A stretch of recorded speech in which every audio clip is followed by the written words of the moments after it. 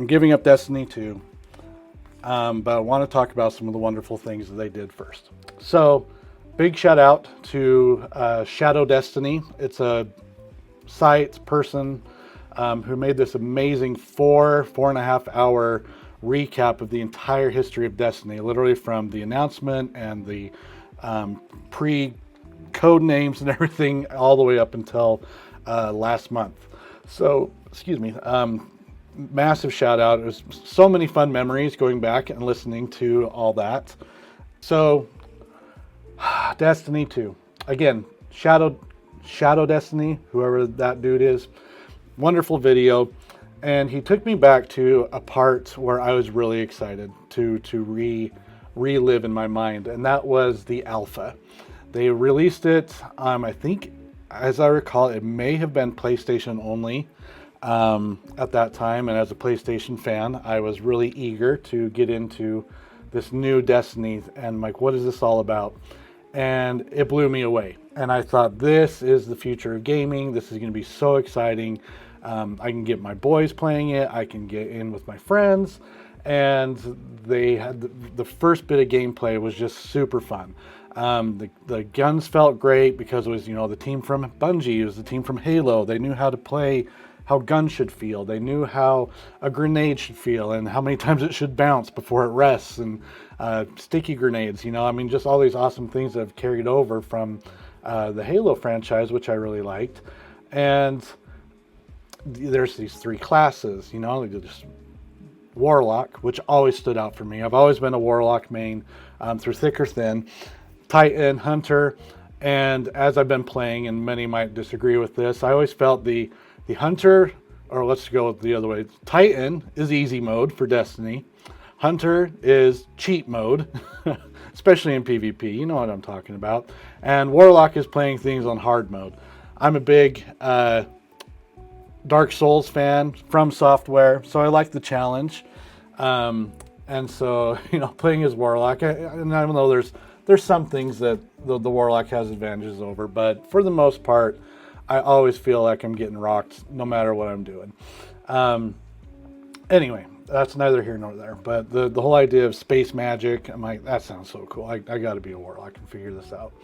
So it's super fun. I'm in the alpha. It's living up to all the hype, and I just can't wait to get this game pre-ordered. So we go into the beta, and they open up this new area. They let you go to the moon. The dreaded wizard came from the moon line that will always be in the annals of Destiny history. But we got to see what the Iron Banner was going to be. They released that a little bit in the beta, and people got to try the PvP and the competitive modes and all that. And we'll talk a little bit about that later too. But so launch day, September 9th, 2014. Launch day for Destiny comes out. This video kind of shows this fun behind the scenes. They're literally watching the first people log in, right? There's 5, there's 18, there's, they get up to like 1,500, and they're going just wild at Bungie headquarters because their game is live and we're off to the races. And it was so much fun. And I was there living it and loving it. Don't know if I took the day off or something, I don't know, but super fun. Back in the PS4 days and everything, or was it PS3? Oh my gosh, I don't even remember, 10 years. I just remember like the load times were ridiculous, and getting in there was such a pain. And now I'm on PS5 and like everything loads so smoothly and it's so awesome. But we get into the first spaces, that first campaign mission opens up, and you are just looking at this beautiful game, and it's all wide open, and you get maybe 5-10 feet one direction. You're like, oh, what's over this way? And then all of a sudden you're out of bounds and you're dead. So you had to learn really quickly where the invisible walls were, where the out of bounds spaces were. That little countdown timer that says you're about to die. You're like, okay, so it's not wide, open world per se. And I don't think they ever build it that way.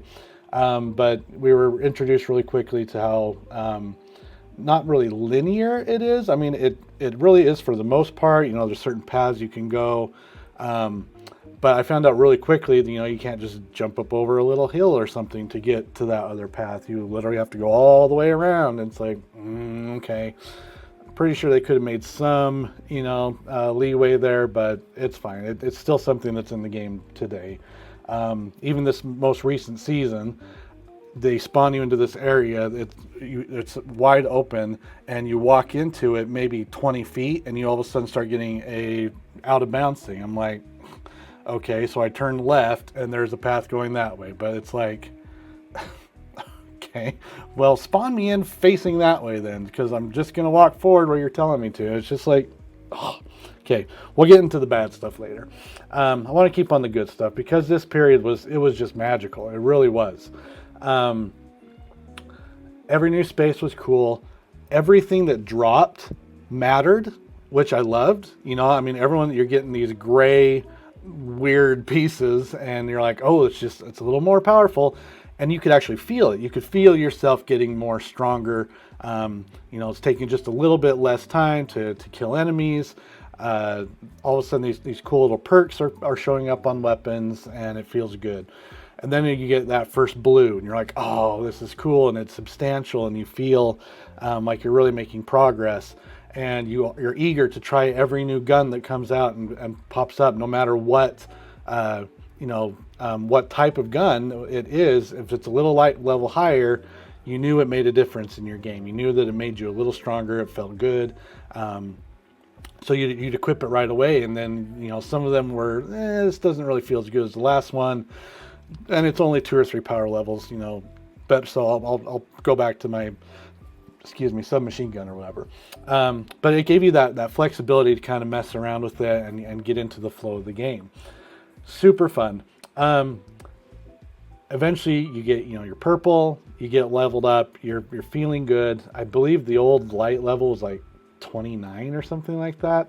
And it was so strange how they've gone kind of done away with that. But exotics, you get that first exotic, and it's just like the coolest thing. And you're wondering, am I one of the first people to get this? Definitely from my friends. Nobody else has this exotic yet. It felt super overpowered. You just felt like it made this really, really cool difference, and you were excited to use it. And it just stayed in whatever slot you got, and you kept it there, and you used nothing else because it was so cool and unique and strong, and it just felt good to have. Leveling up sucked, if you guys remember.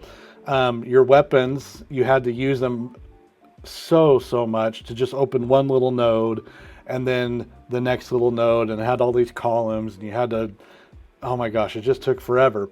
But it did make you really commit to a gun that you liked, and it felt good, and you felt like it was getting stronger. So whether that was good or bad, I at least felt like it mattered. It mattered that the gun was getting stronger. It felt like, ooh, I'm unlocking this new perk, even though it took forever, and the grind was just ridiculous.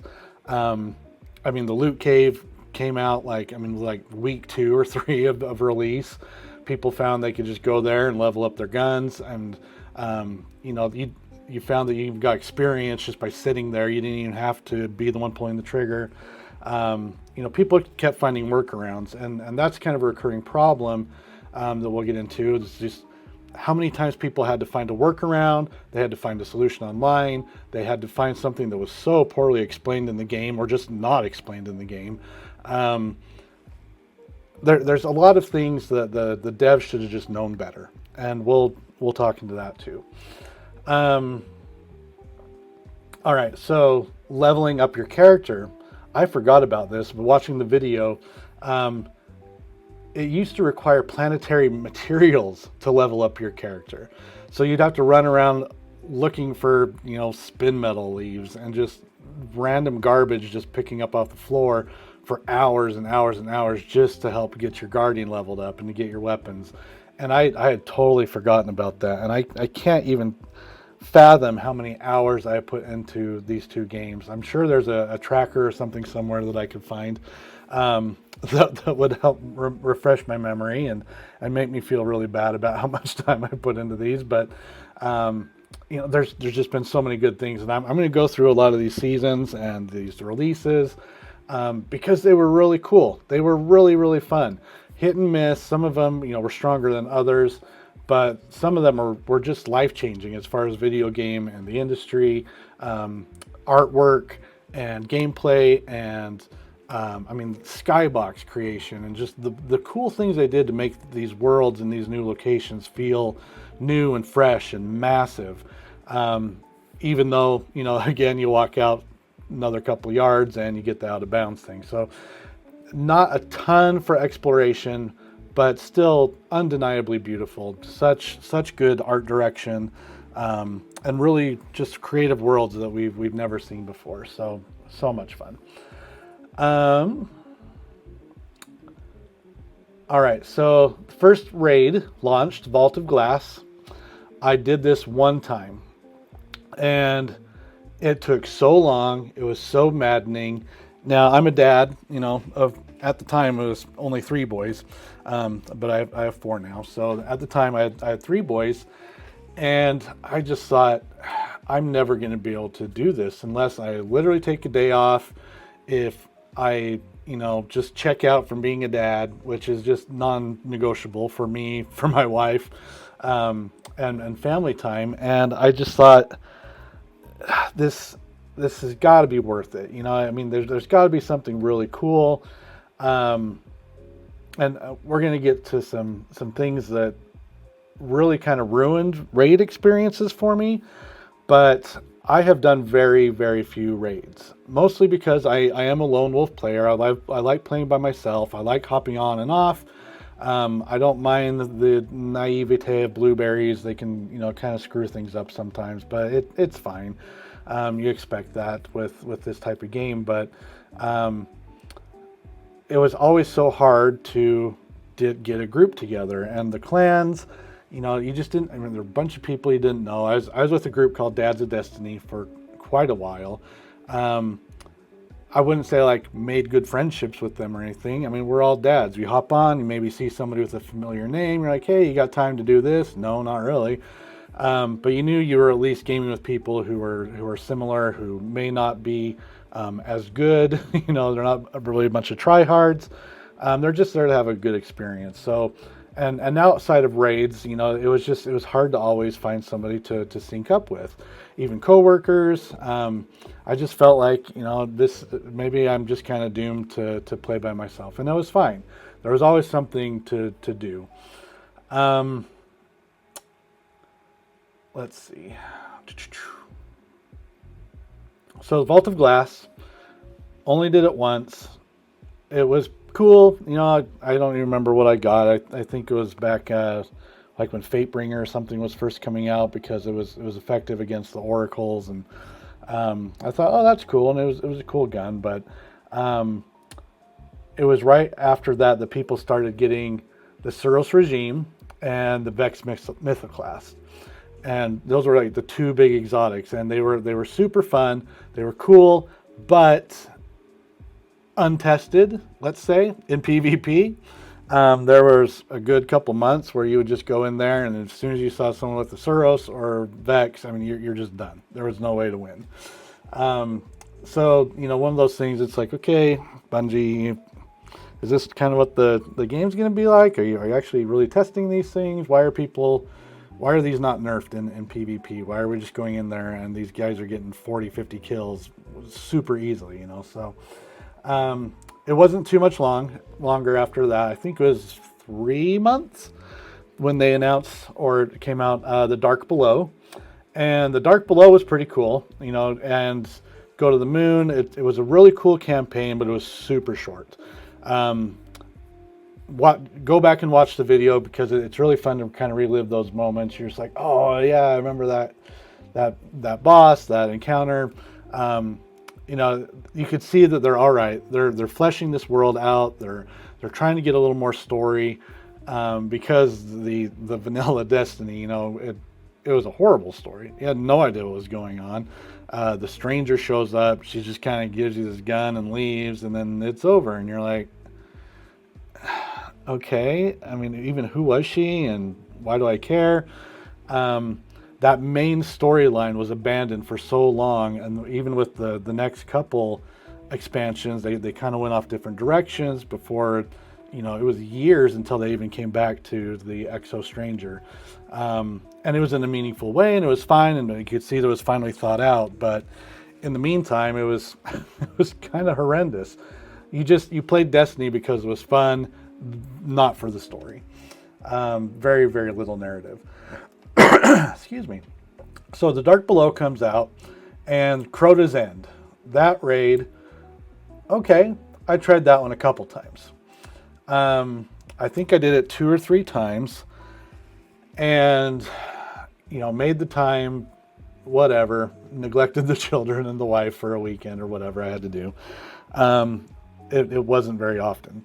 So I remember one of the runs, working for hours and hours, encounter after encounter, and you get these cool things, a couple weapons here and there. The RNG in Destiny was so messed up, and it's still just, it's never been good. It's been all right. They've done fixes, they've tried other things to make sure you always get something. But the end of my first, not my first, I think it was my second Crota's End raid, I got nothing.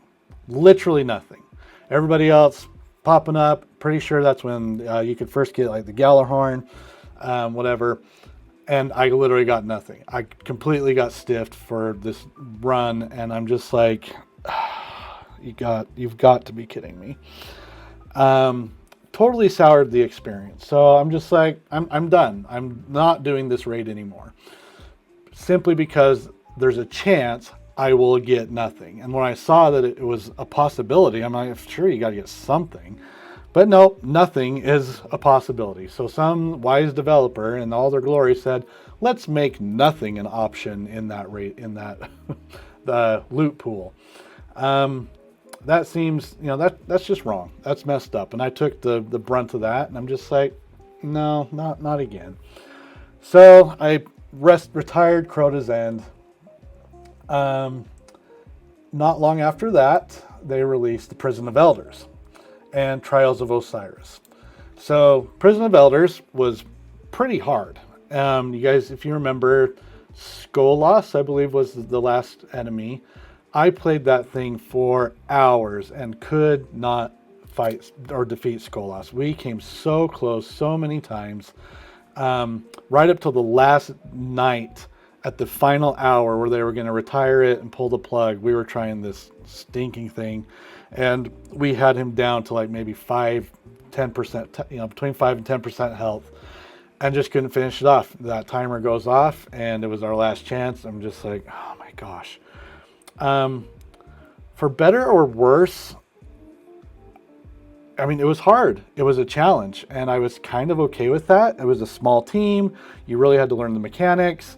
Other than the raid mechanics, I think it was the first time they did something that small and that specific, other than, you know, strikes, and some of the harder nightfalls. But Prison of Elders was really tough.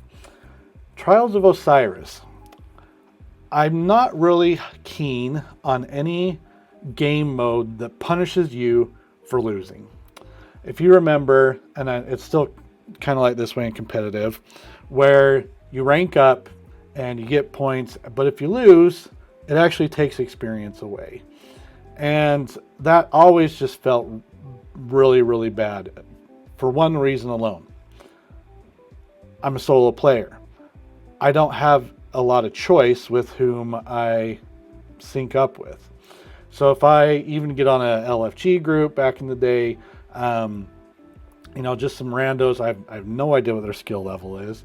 And I'm not saying I'm amazing, but I usually place in the first, you know, top 1, 2, sometimes 3 spaces in any mode. You know, I can hold my own in PvP. I can play pretty well. But flip a coin, you have no idea who you're going to go up against. And 3 or 4 losses later, all of a sudden you have 0 experience, and you may as well have not even been playing competitive, particularly in trials at the time. And I know they've kind of separated those two things. You know, competitive and trials are different entities now.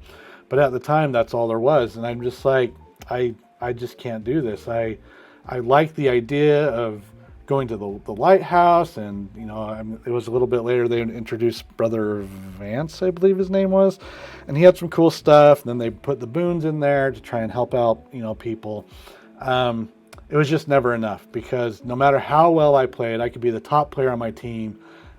You're still getting rocked because the other two guys are just running around staring at space, and all that does is just punish you. I'm going to talk about more PvP as we go, but I mean, there's so many things that they can do in PvP that would just be a no-brainer solution to solve a lot of problems, and they just don't get it, and it's just killing me.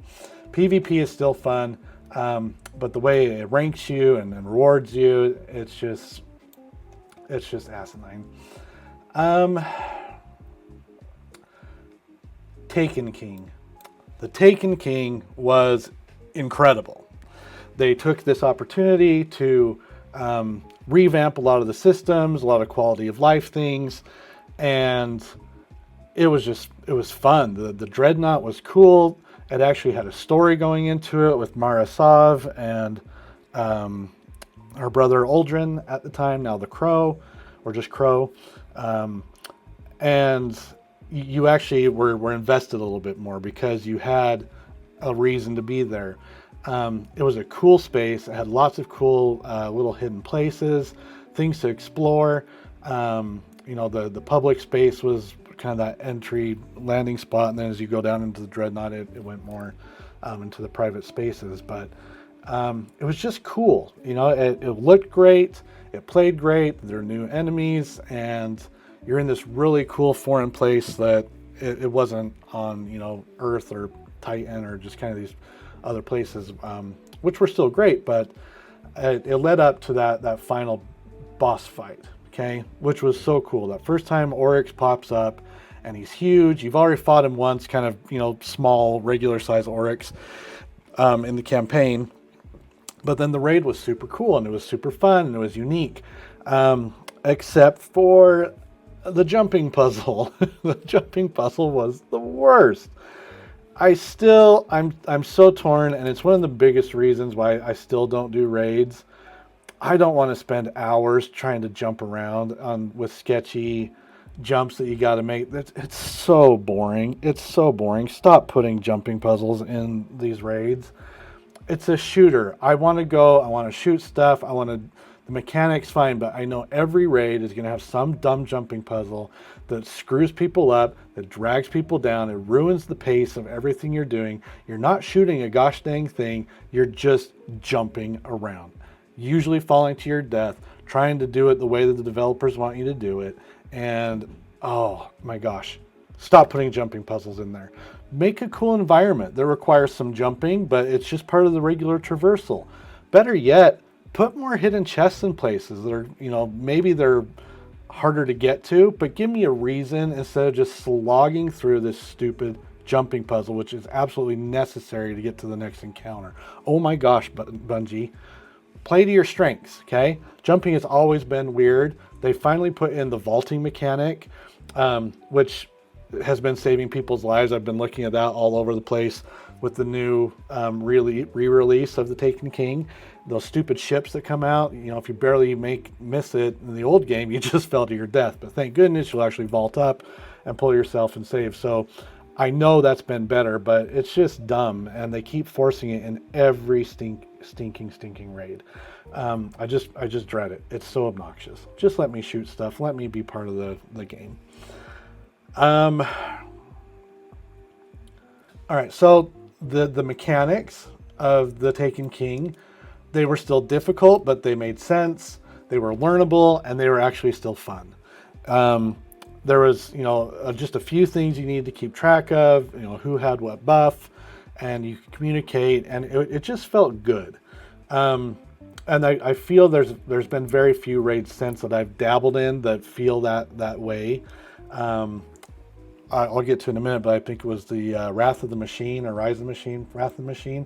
That one was pretty fun. Mechanics of that were simple, and it was just still fun. I mean, the part where you're shooting TV screens to get a guy to be weakened was like, whatever, it didn't make any sense, but whatever. let's see. Yeah, I mean, the new raids, they're so overly complicated. Again, just let me do something with my guns. It's why I'm playing Destiny. Oh my gosh, the latest raid, I'm watching people play it, and I understand you want something that's interesting, complex, you want to make it a challenge, but when people are putting day and a half, 2 days just to figure out what they're doing, I mean, there's people who are into that, and they love it, and it's great, but Joe Schmo, I'm never going to do it. It's not worth it, and I'll tell you eventually why, because the bottom line is the things you get, especially now, make no difference. They make no difference. They make zero difference. And I'll expand on that later too. Because I want to talk about the next thing, which we have not seen in years. Sparrow racing. Where the heck is sparrow racing? That was so much fun. It was a weird little diversion. You could go in there, you could test out your new sparrows. Now they're all the same. They completely homogenized sparrow experience. So then they throw in the new little surfboard things, whatever we call them, a skimmer or a skidoo or whatever. And those are cool, but you don't do anything with it. It's just another way of getting around the world.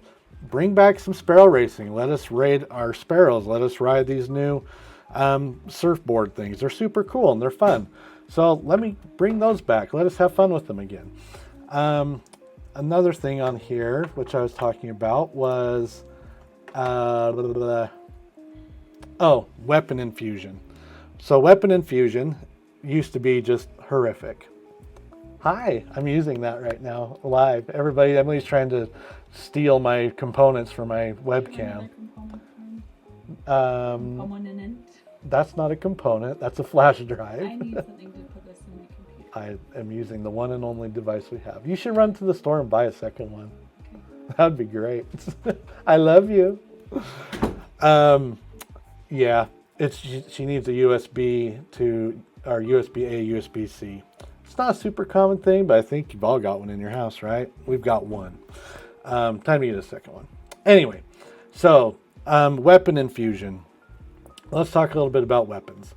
Back in the day, and if you remember this, when you infused a weapon, it would actually only bring, I'm gonna get something more interesting to look at here than the intro.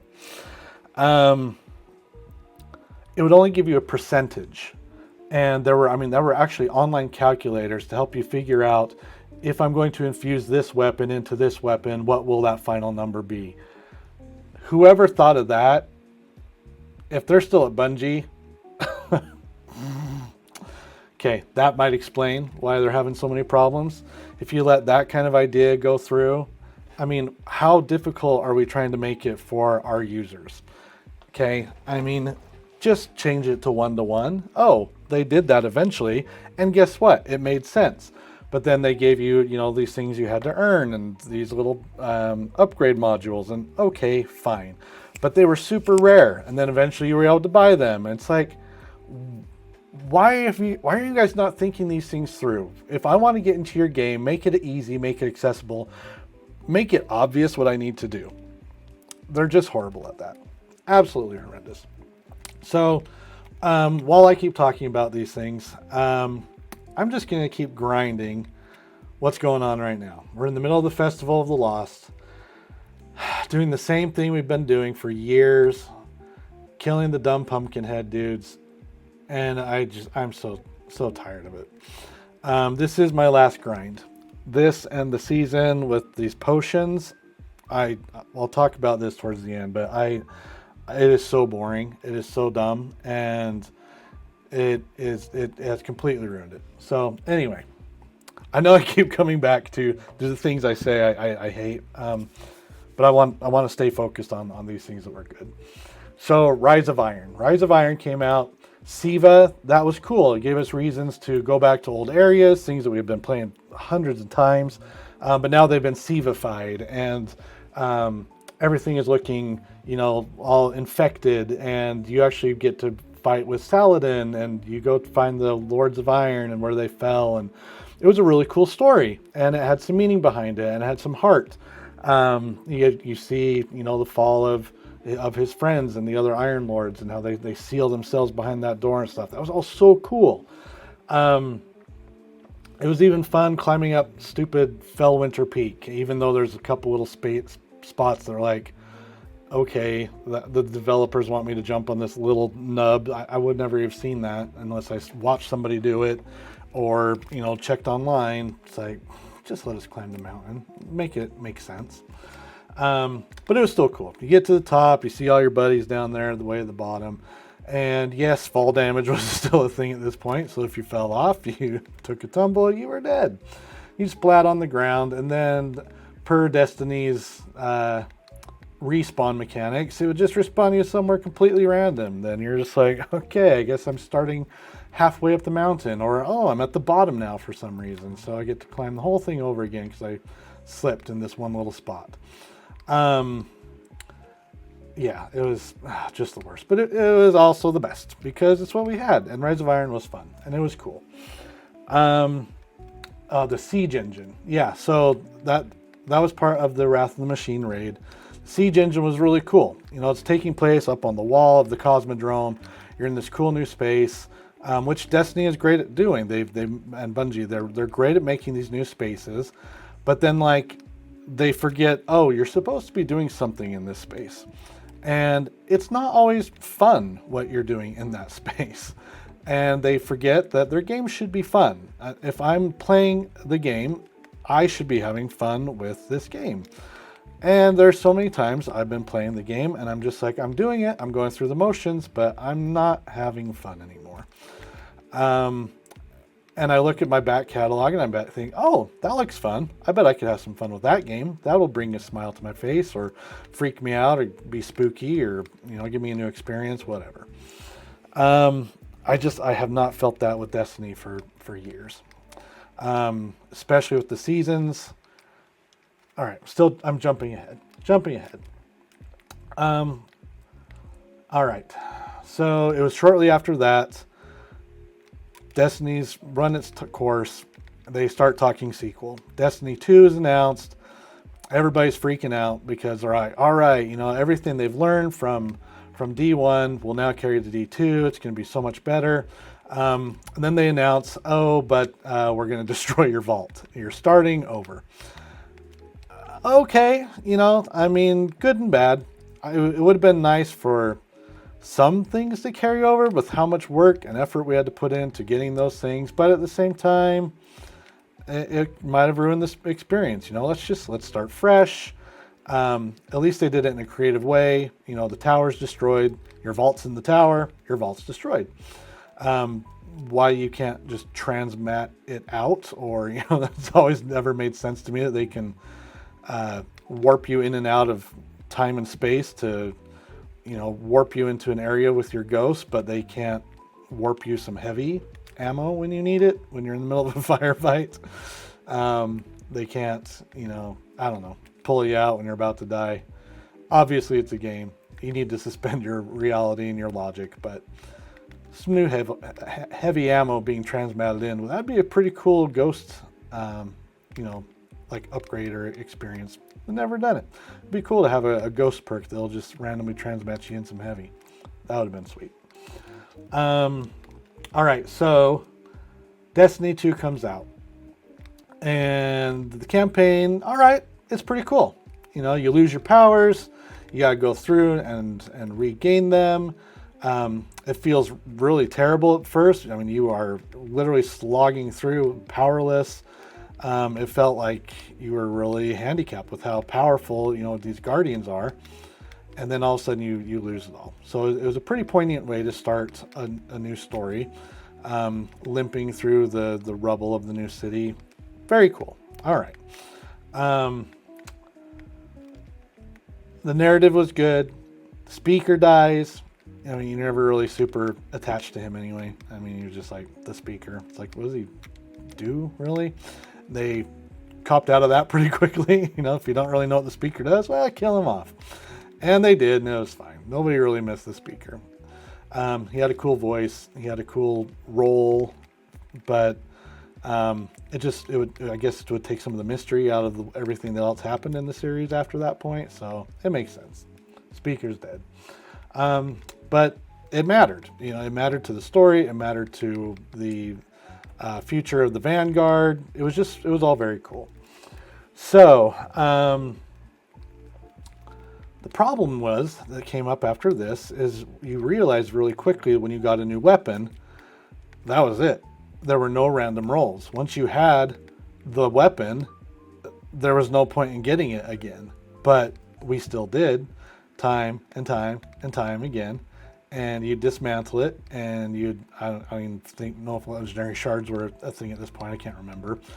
But there was no reason that the game would keep giving you things, but it still felt like it had to. And it did, and we threw away things, and it would make all these new drops completely irrelevant. You're like, man, I just did this activity, and I got another edge transit, you know, whatever the gun was. He talks about it in the video, and it was the same thing. I'm like, oh my gosh, yes, I remember that. I remember getting so many of these stupid weapons and thinking, well, I've already got it. There's no point in getting it. Can I get something new? And the loot pool was small and made no sense, and it was just the worst. Shaders and what was it? Shaders and armor mods actually went into your inventory and took up space in your inventory, where guns and consumables should go. And our vault space was like 72.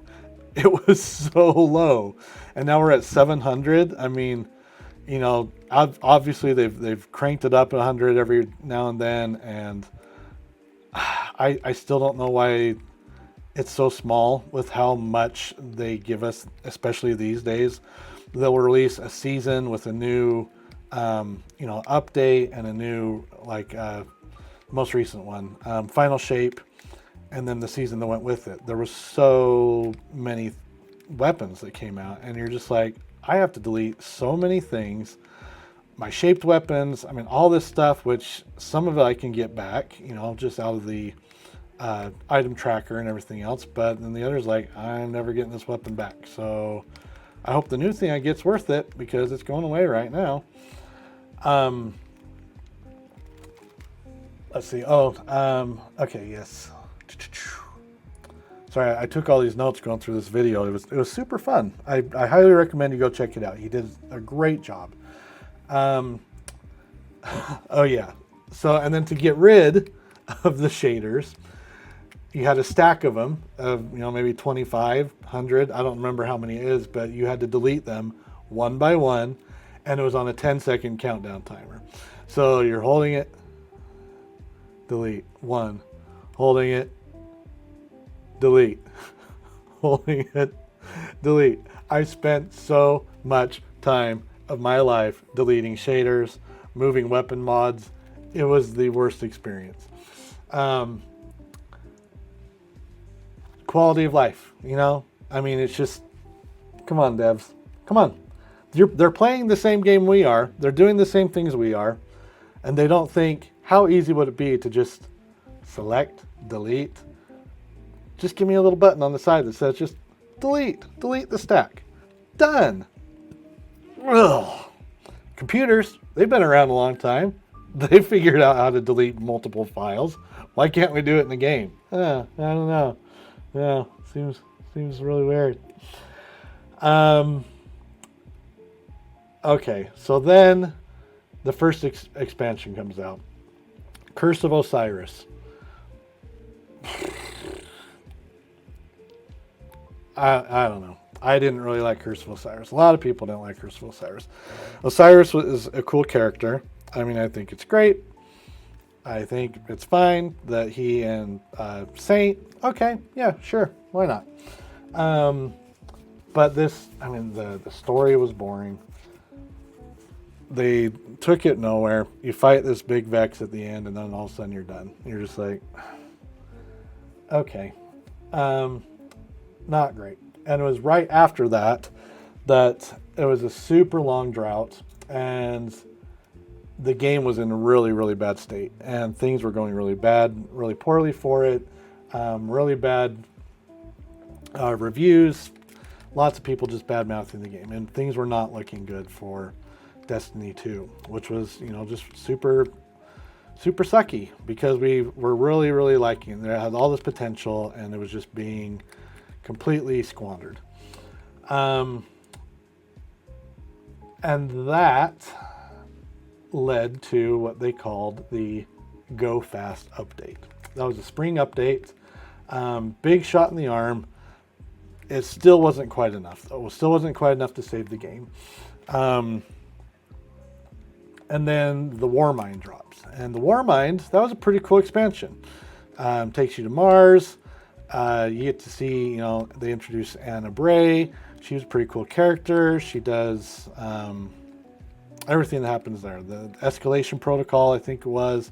That was pretty fun. Gave you some new reasons to get some fun loot. It was pretty good, but still wasn't quite what the game needed. So fast forward a couple months after it's kind of overstayed its welcome, and we get Forsaken. And Forsaken is flippin' awesome. They're excited to bring in new characters.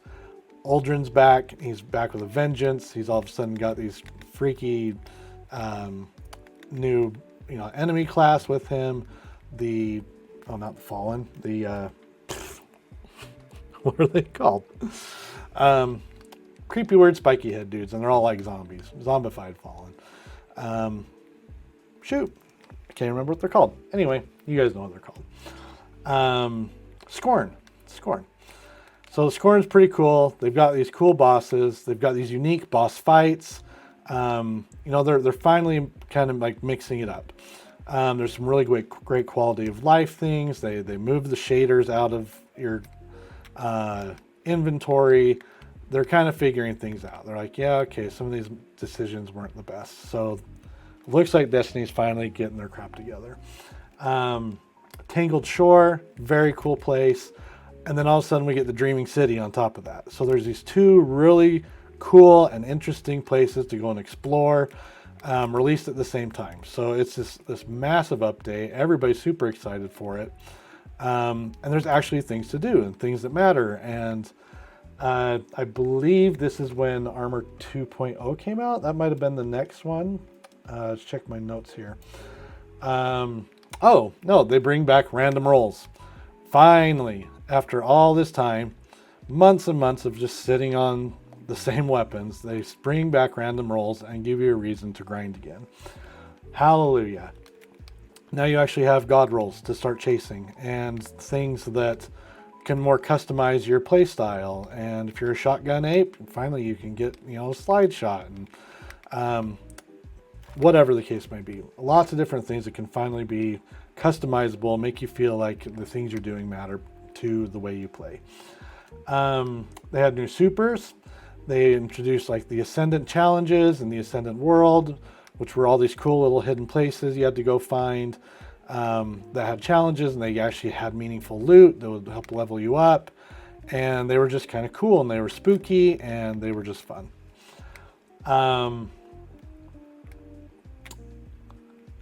Oh, that's when Gambit started. So I've always kind of liked Gambit. It's kind of had a special place in my heart, but it's never got the love it deserves. They've tried things, here and there. They released some armor sets. They've done a couple seasons that are kind of around it. But I mean, my gosh, how many times have we played those same maps? Would it be so hard to just develop a little map and then mirror it? And I mean, it seems like it would be a really easy thing to just throw out 3 or 4 Gambit maps, but they haven't. We just are stuck playing it. They brought one of them back for the recent stuff, but it's like it's just not enough. Too little, too late. I've heard rumblings. Beavis and Butthead on Saturday Night Live. I've heard rumblings that I look like this Bemis person. If you guys haven't seen that skit, it's just the best. But I've heard rumblings that they might just be retiring Gambit, and which kind of stinks because it can be really fun. I like the strategy of banking and going over to the other team, invading. There are a lot of cool kind of clutch experiences that I've had playing Gambit. It's been pretty fun. But I don't know, Bungie, it's just like this weird redheaded stepchild that Bungie doesn't want to address or talk about or do anything important or interesting or pertinent with. So whatever, we'll let them do what they need to do. So Gambit's introduced. Love it or hate it, everybody tries it out. I liked it, stuck with me. Then the Last Wish raid came out, and all right, that was pretty cool. I dabbled in that a little bit and found out that a lot of the same reasons why I never got into the other raids were still there. Lots of, overly complex things, jumping puzzles. I can't even explain or tell you how much I hate jumping puzzles. They're just the worst. The first dungeon comes out, the Shattered Throne. This was cooler. It was like a little mini raid. Didn't take as much time. It still had interesting mechanics. That if you you still had to look online to figure out most of it, because who wants to spend that time? The first fire team goes in there and finishes it. They figure it out. Then it leaks like wildfire of actually how to accomplish said dungeon. But it was cool. It was fun. It was quicker. It was in the ascendant plane with the taken enemies. It felt good. It felt cool. It felt relevant. It was unique. It was still pretty to look at, and it was just a blast. So I really liked the Shattered Throne. The Wish Ender bow was a cool thing that you could get, which is still a great bow. It lets you peek through walls, and it's super powerful. Still fun to play in PvE content. That was a cool thing. It was kind of a hidden way that you had to get to it or acquire it, and it was just cool. I liked it. The Shattered Throne was very cool. Whoops, scrolled up a little too high here. All right, so then they finally, hallelujah, introduced the collections menu, which still exists here today. You can go in, reacquire old stuff, see what you're missing. I'm pretty sure if you're missing something, you can actually see, you can see how you acquire it instead of just randomly guessing or doing activities that are irrelevant. I like these little recently discovered things. It's kind of fun just to see these. I love the way it looks now. It did not look this way when it first came out. They've much improved the collections. But if I just want to go in here and grab something that I used to have, yeah, I can go do it. Especially with exotics. I don't feel bad about dismantling my exotics anymore because I can go in and just grab, a decent version of it. A lot of these, other than like The Last Word or what are the other ones that have randomized rolls you can get from Xur? They have like a base roll, but if you ever need it just for like not a raid, but like a nightfall or something with champion abilities, it's great to just go grab something you haven't played with for a while. So collections is great. But then they introduce us to seasons. And this is really where Destiny has started to go downhill. The first couple seasons, pretty cool. You get used to it. Okay, so the Black Armory was the first one to come out. Black Armory was pretty cool. The guns were great. They all felt good. The Ada 1 was a cool character. I liked the idea, of just there were these old Forge Masters, and they were from different families around the world, and it was kind of cool. I liked the backstory. I liked the community events that they had that opened up the new forges. Once people did so much at a forge, it would open up another one. It's like, okay, that's kind of cool. Still a little grindy, but at least you're grinding as a community together for the greater good. And then each forge, was in a new space. It felt a little different. You're fighting different enemies. It was just fun. I liked the Black Armory. It was that holiday season which we met. Oh, I don't know. I think we probably met her, but Ava Levante became a vendor, and we started baking cookies. And we've baked cookies every holiday ever since, every year. Nothing but baking cookies. It's a great way to level up. It's a great way to do bounties. When the legendary shards were a thing, which they got rid of, it was a great way to stock up on legendary shards with all the dismantling of things you could do. I'm not really sure what the purpose is going to be this year. We'll see if they do anything different. The way I'm doing right now is killing pumpkin heads, and nothing's really different here. Something tells me it's going to be more of the exact same. So, being done with Destiny, I'm not going to miss baking cookies. It's just, I don't know. It's fine. It is what it is. They tried something new. Didn't work out super great, but hey, it gave us content and things to do. Bake cookies. Let's see. So the first thing that came out with the new seasons was the Menagerie. And the Menagerie was actually pretty fun. I did do the Menagerie quite a bit. That was easier to get groups together. I think people were just excited. It was a fun thing to do. The LFG groups were always full, looking for people to join because it was just good to have bodies. The mechanics were pretty simple. It was kind of maze-like, but not overtly complex. You could just get in there and shoot stuff and have a good time. The objectives were clear. They're, if they're not clear, they're at least obvious what you needed to do. It was spelled out well. Break the shields, get the guy vulnerable, blah, blah, blah. So much that we've seen in Destiny. Anyway, it was the first 6-player activity, and they did it well. It was fun. Lots of good loot, lots of good armor. It was just a blast. So that goes into Shadowkeep. Shadowkeep was pretty cool. I liked Shadowkeep.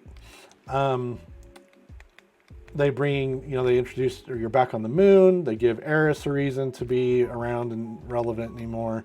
You get to learn a bit about her backstory. All of a sudden she starts seeing these ghosts. You're on the moon, getting back into the Hellmouth and exploring the good old moon.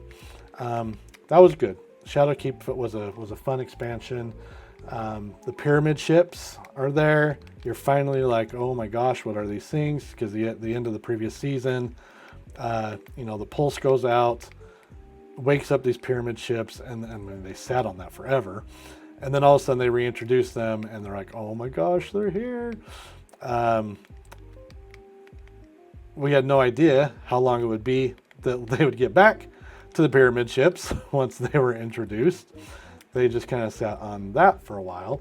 But okay, this is where Armor 2.0 came out. Big overhaul to the armor system. They simplified a lot of things. They overly complicated other things. They tried something new, and for the most part, it worked. It worked pretty well. I liked Armor 2.0. It just felt fresh. Transmog, you could finally start making your character look more like you wanted to. That was a big step in the right direction for customization, for making you feel like your Guardian was actually unique. And they had introduced the finisher system. That's fun. I like the finishers. It's nice when you don't have to spend every last bullet in your gun to finish a guy off. You can do it with style, and I like that they try to make them meaningful. They try to I shouldn't kill this guy too fast. I'm being a blueberry right now.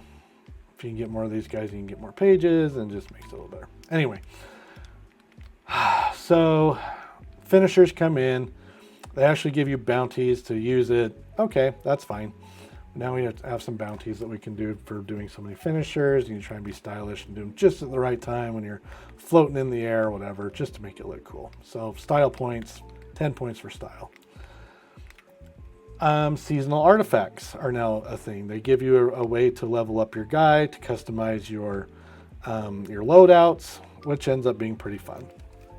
I like the seasonal artifacts. I still like them.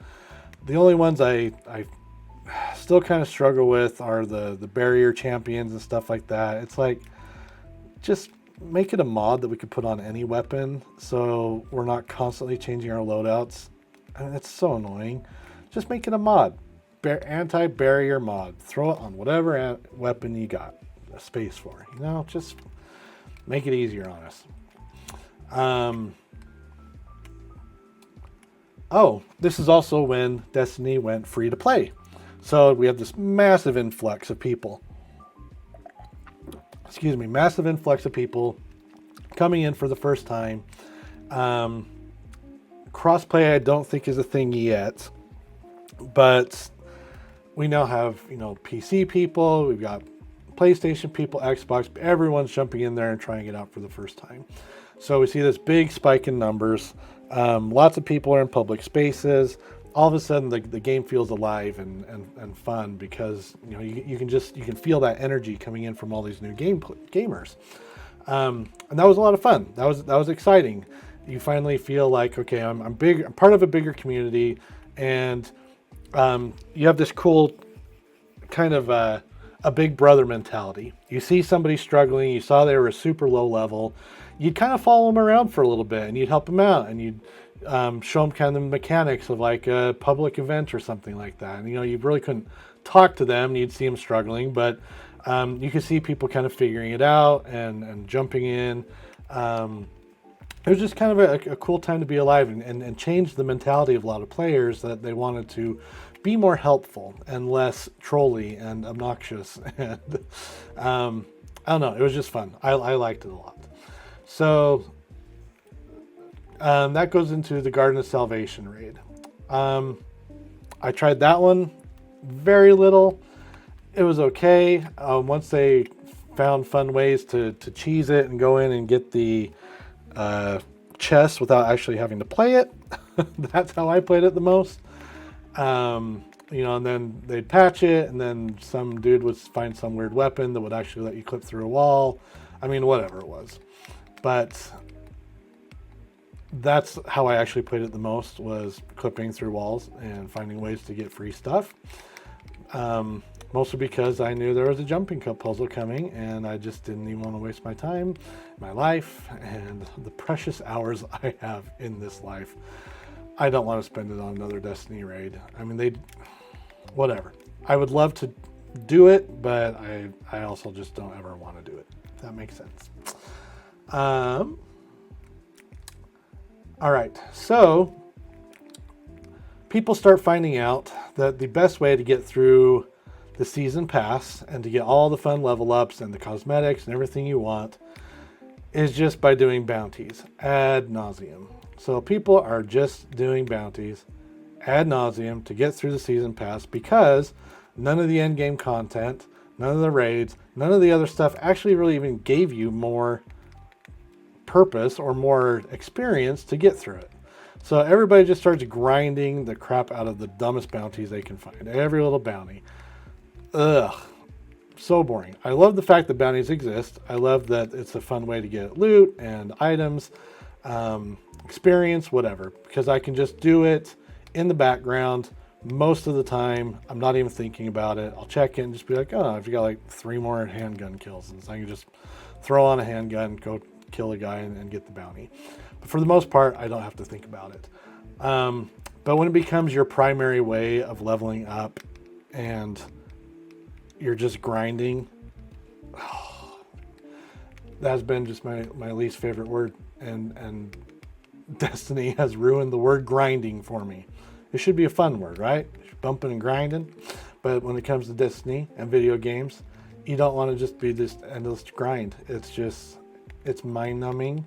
It makes you completely dense to what is going on because you check out. There are so many times where I've just sat and watched movies or played other games and just been AFK while I'm grinding some stupid thing like I'm doing right now.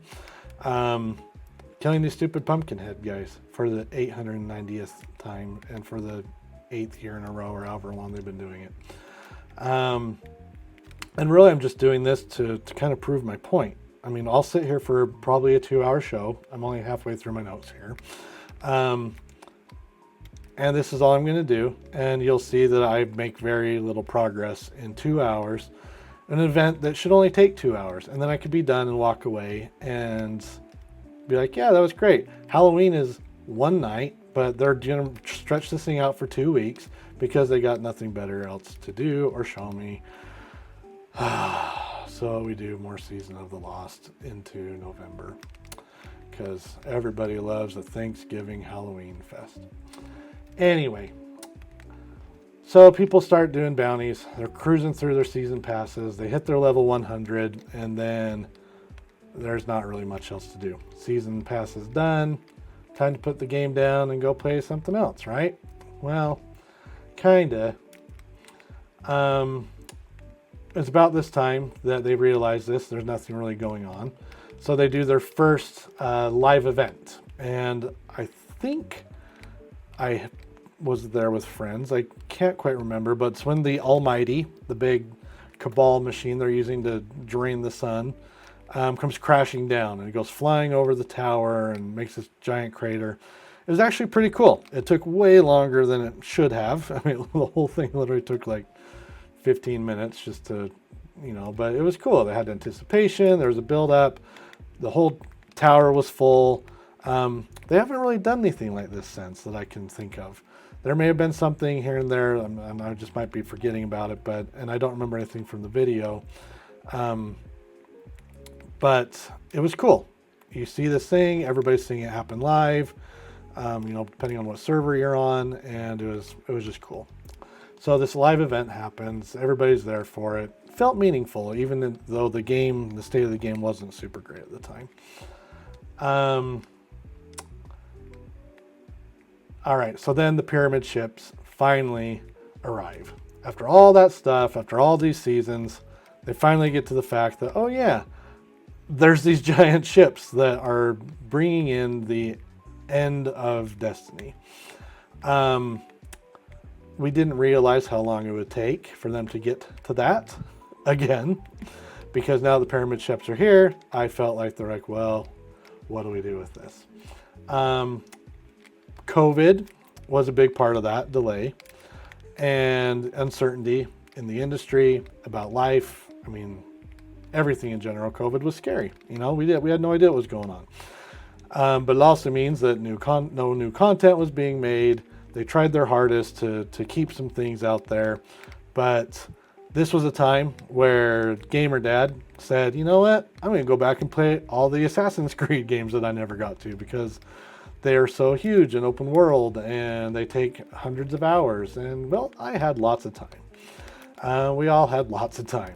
So Animal Crossing, played a whole lot of Animal Crossing. Check out my YouTube page for what our island looks like. We started a new one, but we recorded the whole thing, did a full walkthrough. Super proud of it. I mean, I'm a designer, I'm an artist, so I was pretty proud of all the hard work that we did with our Animal Crossing island. Anyway, getting through all the Assassin's Creeds, played the Origins and Odyssey for the second or third time. And we're all just kind of figuring out life, heads down, hunker down. And that's gave them a little extra time to work on Beyond Light. Beyond Light comes out, the stranger returns in an actually meaningful way. Find out who she is, find out she's got a sister, Anna and Elsie Bray, Clovis Bray. That was a cool reveal when you get to go down into the bottom there in Europa and you see his big giant robot head for the first time. That was really cool. That was fun. It was exciting. You see he's this cool AI who, it was his thoughts, his mentality, what do you call it, his psyche, whatever, personality, uploaded to a computer, and now it's just kind of running amok and trying to get the war minds to all turn on themselves. And I don't remember every detail, but it was cool. That was a lot of fun. So Beyond Light was cool, and they introduced Stasis. Stasis was cool. It was a new element, one that we haven't seen in years of playing Destiny. They finally introduced a new element, and it's not ice, it's stasis. I mean, if fire is just solar and not fire, whatever, call it whatever you want. It's ice. So we get stasis. We are now messing around with it. But then we find out that the way to unlock stasis is this massive slog, unlocking all these individual fragments one by one by one. And it might have been even time gated. I don't remember, but it was horrible way to release this new thing that everyone's so eager to get. And then you pump the brakes and you don't let them actually experience it. Horrible decision. So everybody finally gets stasis out, and then some crazy stuff happens. Two massive things. The first is the content vault. Taking whole planets, whole sections of the original story, which you actually need to figure out what's going on in Destiny, and they just remove them. Titan goes away, Mars goes away, Venus goes away, you know, all these big places that we've been going to for literally years are just now vaulted. You can't go to them anymore. The planetary materials, you just cash them in for whatever they did at the time. I don't even remember. But the content vault, they just say you're done with these certain things and you can't play them anymore. You're done. So that was kind of wild. It was true. Every time we updated Destiny, it was like a 200 gigabyte file. So we had to keep this massive storage space on our PlayStations, just so it could download the new update the current system, delete the update. Oh, that was a rough time. So good and bad. It was bad. I feel for the overall state of the game story and the play and the narrative. Good for file size, good for keeping things in check, keeping our updates at least a little more manageable. But then, sunsetting. They start sunsetting all these things that have been sitting in our very limited vault. I think they bumped it by another 50 or 100 at this time, but I'm looking at 700 now. I'm completely full. And I think at the time it was only like 350, something like that. It was substantially lower than what we have right now. But I am already running out of space, and I don't want to sit here on stream and go through all this stuff and delete it, because that is the most mind-numbing thing ever. And now that's something I get to do again, because here we are with all this stuff. Here's Rahul. He's got this thing for me. I can't pick it up. And I can turn in some pages. Yay, that's super fun. But what I'm really trying to get to, and I'm so close, is this. And we'll talk about this in a little minute. It's these stupid exotic class items. Because some genius said, let's do this in a way that everybody loves. And that's teaming up with some random dude or one other person in your friends list, and going and figuring out these really stupid, annoying mechanics of this mission that will then unlock class weapons or class items.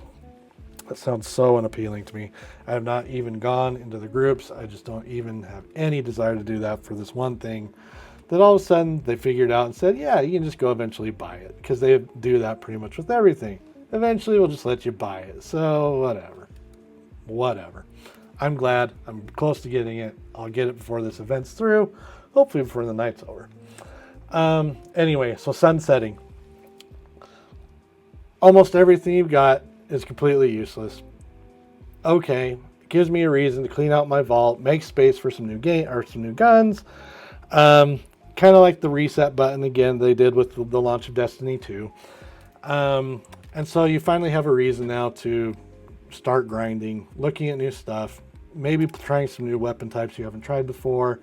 They've got, glaives come out. They've got,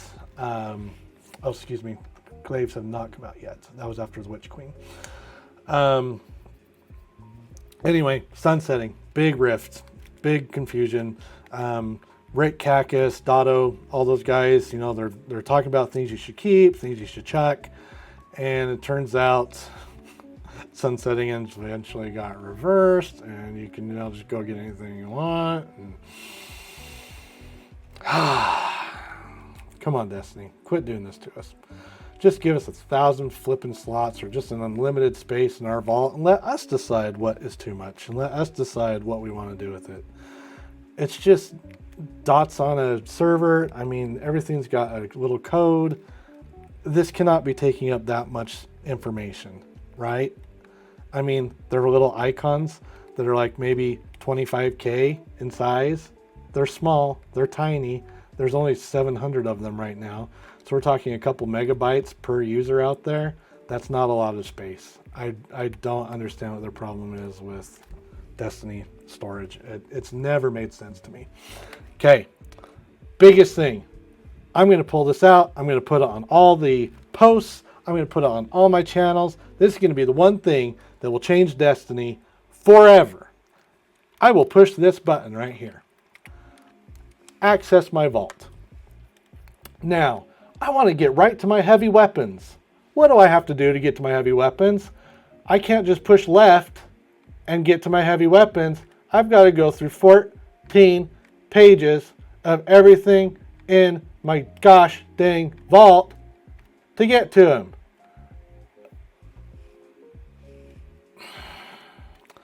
Look, there's arrows up here I can even use. But when I get to the beginning, oh, I just want to push left.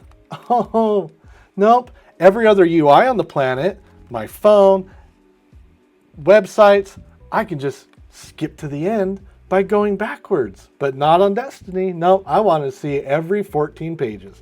And when I want to put a heavy in there, oh, I can't right now because I'm all full. If I hit this button, I get to come back to the vault and it takes me to page 1. So then I go through here, back to my heavies, and I'm, messing around, and I got to put some here. Oh, I don't want to do this one. And I go here, and maybe I infuse it, and it's great. And oh, I leveled up, boom. And all of a sudden I get this great one. Let's just do it because I don't even care about my cosmic. And then I back out. Oh, and then I'm back on page 1. Oh my crap, Destiny. Oh my crap, Bungie. Just let me push the back button and go back to what I was doing, sorting my heavy and sorting my gauntlets and my ghosts and everything. Why do I need to go through all 14 pages every single time? How much of my life am I not getting back because I've been doing this and this and this and this and this? Just change it. Change it. Change it. Change it. That's my rant. We're done.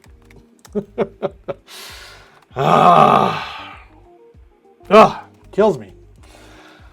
Habib, I hear you. His vault is what keeps him from coming back to Destiny 100%. How much time have I spent in my life going through my dumb vault, comparing the smallest little minute things, just because I know it's going to be a good gun that I'm going to want, but I want the best version of it because I'm only going to have one of them. Okay. The Witch Queen. The Witch Queen was awesome. The Witch Queen was fantastic. The Witch Queen experience was very, very, very cool. You finally have an antagonist you like. You kind of see their point of view. Savathun was very cool. She actually has a lot of lines. She speaks to you. She gets in your head. She communes with you, all of the things they called in there.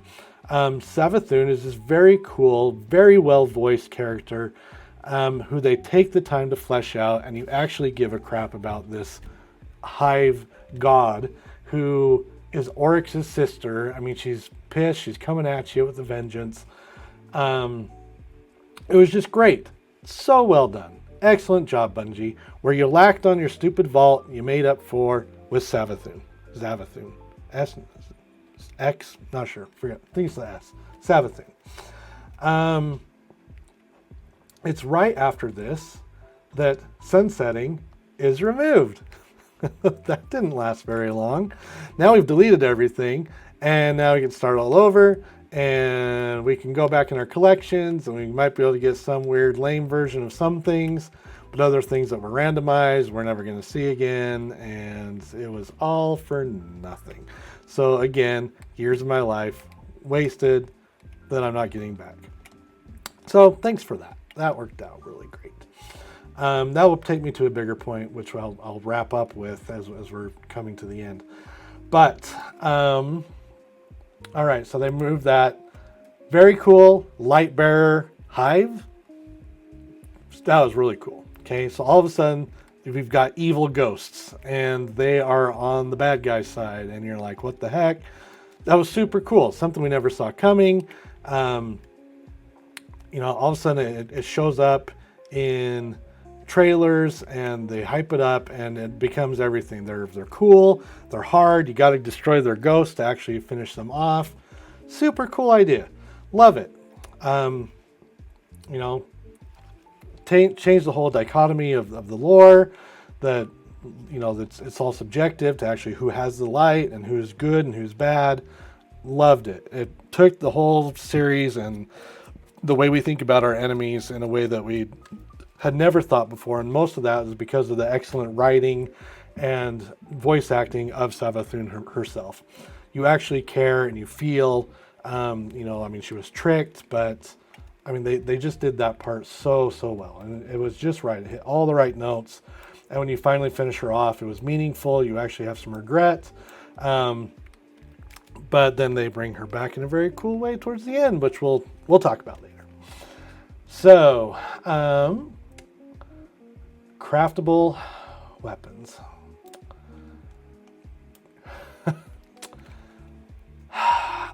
I find myself going for craftable weapons every season. I find myself questioning why I'm going after craftable weapons. You get that red bar. And let's look at how many I have sitting in my vault, which I never touch. Osteostriga. Great weapon. Don't remember last time I pulled it out. It's sitting here at 1900. Empirical evidence. Sidearm. I'm never going to use it. I could delete it right now. But with how big of a pain in the butt it was to get, I feel like I need to hang on to it. I've actually never really deleted one of these. I don't even know what the process is to pull it out and to renew it.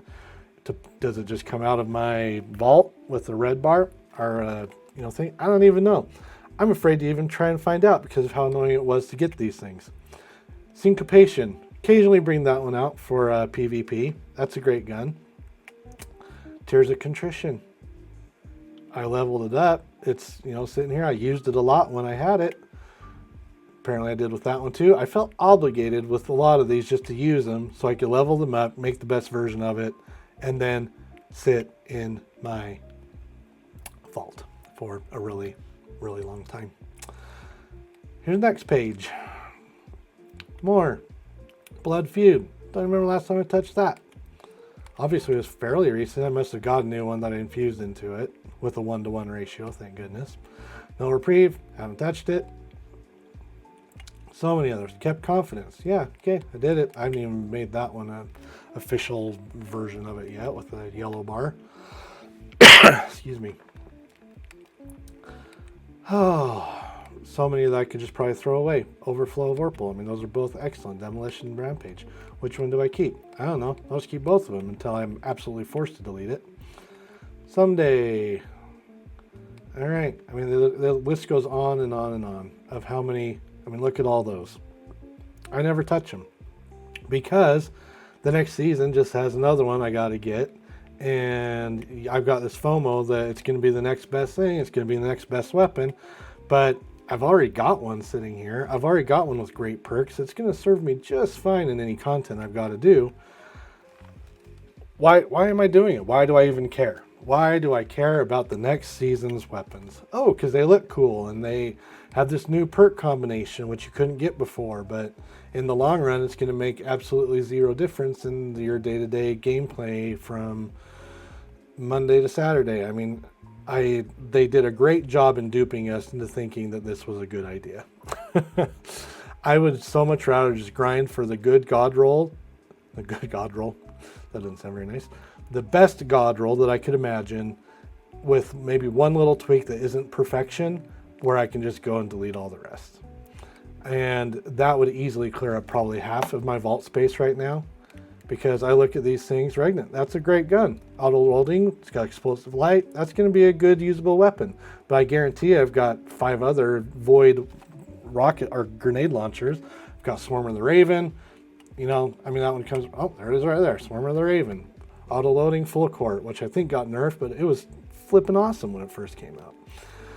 All these I worked so hard to get these, and I just look at them and I just say, why?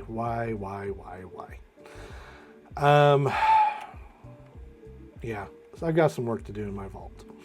But red bar or craftable weapons, I just don't know. They felt like a good idea. They felt like they were great, but you can only get so many guns, so many linear fusion rifles that have opening shot and fragile focus or box breathing, and then you're done. That's really it. They got super slow reload speed. I got one that had reservoir burst, and I thought, oh, that's a cool combo. But the reload speed is ridiculous, and you need to have a full mag. It's heavy. How often am I ever going to actually get that to be usable? Oh, never. So I deleted it. And it's just like, it's been rough. The last few years for gear has been really, really rough. And it all started with craftable weapons. All right, coming near towards the end. So Lightfall comes out, and it was pretty cool. I liked the neon theme. I liked that we were going to a new planet, off to Neptune. That was pretty cool. Until they introduced you to the Cloud Striders. So there used to be this show called Silverhawks. And it was this cool show in the 80s, you know, and they were like these hawk people, and I used to love it. I thought it was cool. And they totally reminded me of that. And I was like, oh, this is sweet. They're totally like the Silverhawks. Until the main dude starts talking, and his voice is the most annoying thing I've ever heard. And I can't stand it anymore. And then the one who I didn't mind so much, Rohan, he dies. And the other one, the bad, stupid voice, he gets to live and be my vendor. And the one I have to talk to the rest of the entire expansion. Oh my gosh. It was just the worst. And he was dorky, and he looked ridiculous, and his open chest was always out there. I mean, I'm always staring at his nipples. It's like, this is the most poorest designed person I've seen in a long time. And every time he opens his mouth, he's got that weird voice. It's like nasally, and oh, I just hate it. So the rest of the expansion's great. I'll overlook Dingus Majinigus, whatever his name is. I can't even think of him right now. He's just, I just hate him so much. But the main quest, you know, it was cool. And they introduced Strand, another new element. It's not poison, and it's not, you know, toxicity, but it's the fabric of the universe, and it can suspend things. And it's like, okay, it's all right. But then they show this cool trailer. The trailer is you flying around like my favorite video game of all time, Bionic Commando. I will always love Bionic Commando, back on the old NES. You get to swing around, you get to fly through the sky, and then when you finally get it, you see that it's actually on a cooldown, and you can't actually just chain it back to back and do all these really cool things like I really wanted to. So it ends up being this massive disappointment. And you can use it, and it's just kind of situational. I don't even honestly remember the last time I used Strand. I mean, I'm as prismatic right now, and I love kind of this setup I've got going on. But, I mean, Strand? Yeah, maybe, sure.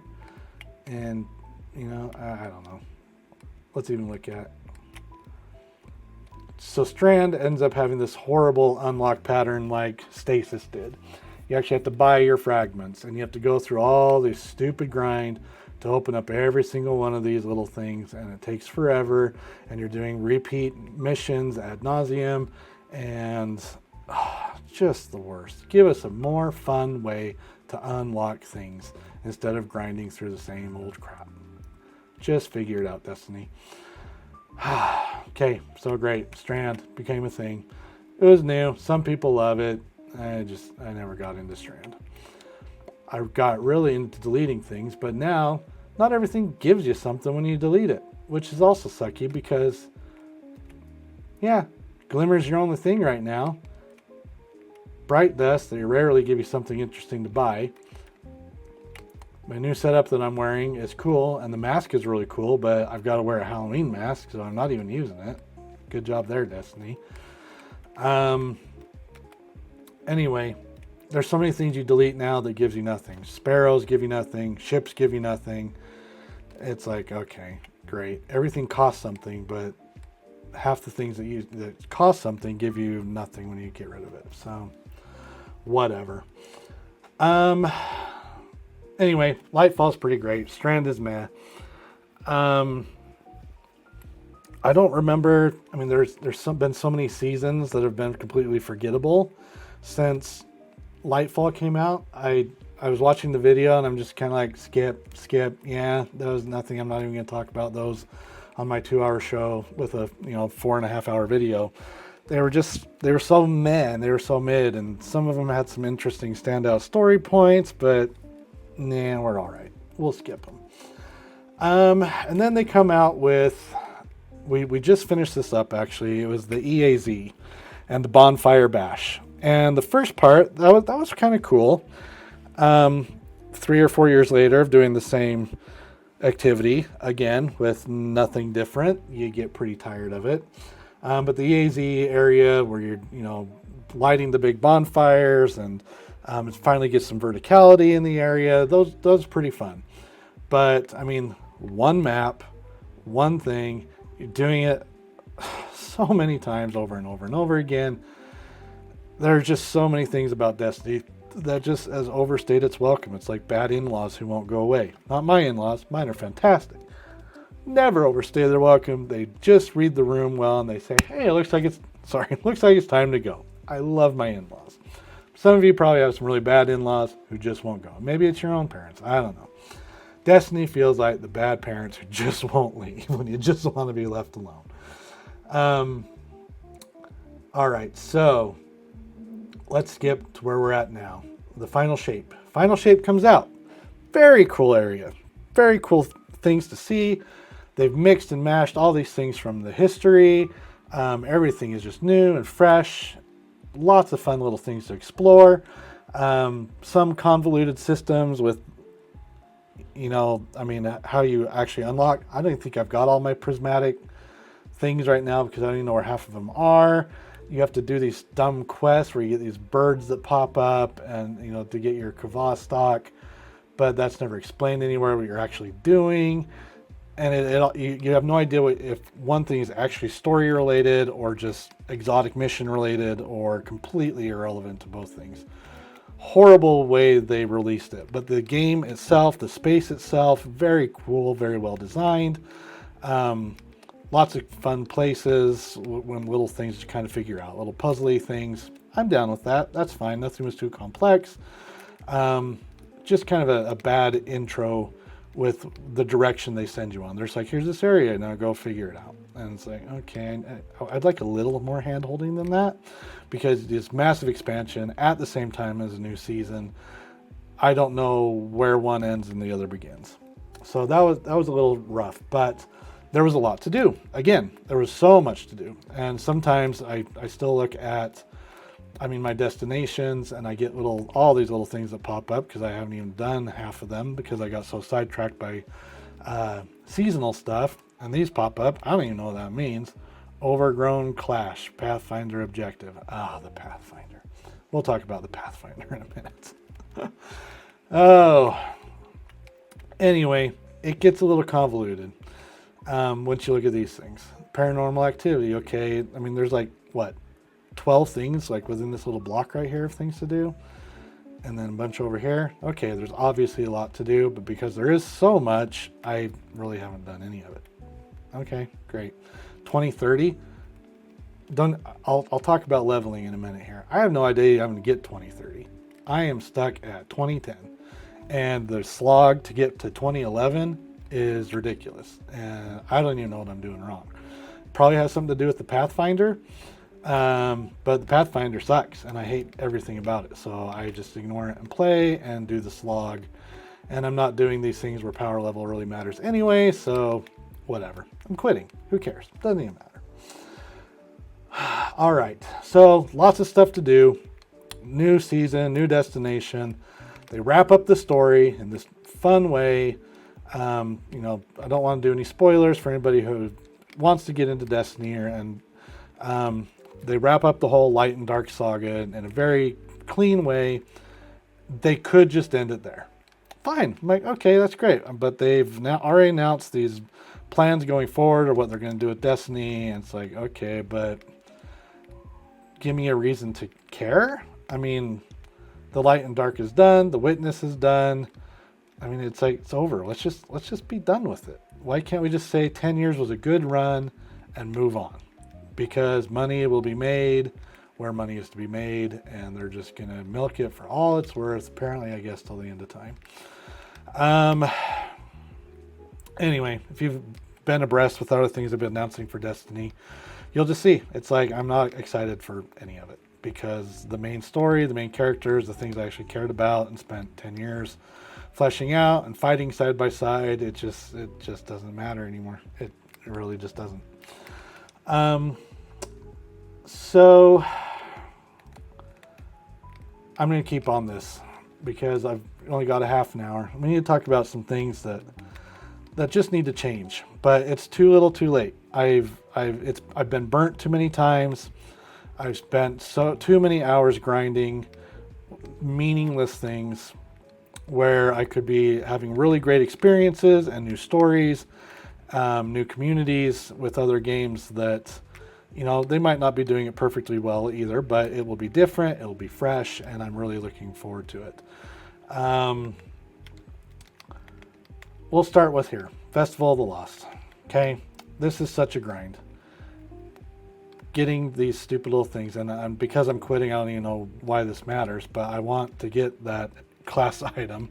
It'll be the last thing I do, the last thing I get. They're cool. They combine a couple of different exotic abilities together. So it's almost like wearing two exotics, which I never understood. Why don't they just have exotic weekend and just let us break the game and have fun? Let us just equip every exotic we can think of in every slot. Why would that be so bad? Just do it for a weekend. Have exotic weekends where you just let loose and your guardians can be nuts and you'll get to do crazy fun things and everyone expects it. And why has that never been a thing? Why? Why can we not do this? Why do we do this a million times? Fighting a stupid pumpkin head for something so little, but something that would actually be fun and interesting and a draw? No, we can't do that. That would be too interesting. That would be too much of a draw. People would actually want to play our game and have fun doing it instead of slogging and grinding because we're the only game out there that exists. That brings me to my biggest complaint. Destiny is not a respecter of my time. Destiny has always acted like it's the only game out there. It's the only thing that's got anything to offer. It acts like my time and my budget has only allowed me to buy one game that I will ever play, and that is Destiny.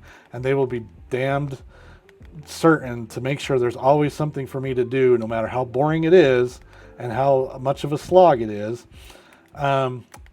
But after I finish this here, we're going to go see what the current season has to offer and why it just made me throw my arms up and say, I am done. This is the dumbest thing I've ever seen. We'll get to that in a minute. Leveling used to be fun. When Destiny first came out, like I said before, every piece mattered. You felt it was cool and unique. I can't even tell you what I'm wearing right now. I mean, obviously a mask. I threw these things on because they're the current season, which is the dumbest thing because once this season's over, I have no reason to wear this armor ever again because the benefits change. And so once you run out of those benefits, you're done. So why bother collecting the seasonal armor if you're just going to chuck it as soon as the season's over? It's useless next season.